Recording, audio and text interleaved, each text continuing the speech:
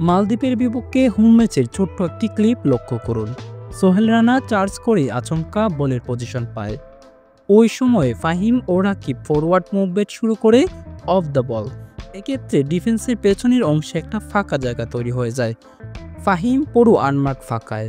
ওই সময় Sohel throw pass দিলেই 1 ভার্সেস 1 সিচুয়েশন তৈরি হতো, কিন্তু আমাদের midfielder senior Sohel Rana throw pass না দিয়ে খানিকক্ষণ থেমে হুদাই কারোবারো করতে গিয়ে ডিফেন্ডারকে ওই ফাঁকা স্পেস কভার করার সুযোগ দিয়ে দেন এবং হাস্যকরভাবে লং রেঞ্জ থেকে শুট করেন এবং অনুমতিভাবে সেটা ব্লক হয়।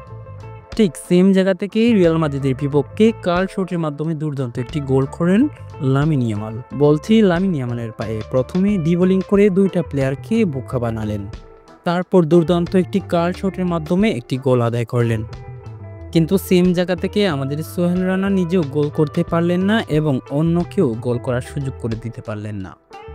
ফুটবলে আমরা অনেক পিছিয়ে, কিন্তু এরকম সিচুয়েশনে এরকম কমন সেন্সটা যদি কাজে না লাগাতে পারেন ভাই, দরকার নাই ফুটবল খেলার। পরিশেষে ফুটবলের মানটাই নষ্ট হয়ে যায়, ফুটবলের সৌন্দর্যটাই নষ্ট হয়ে যায়।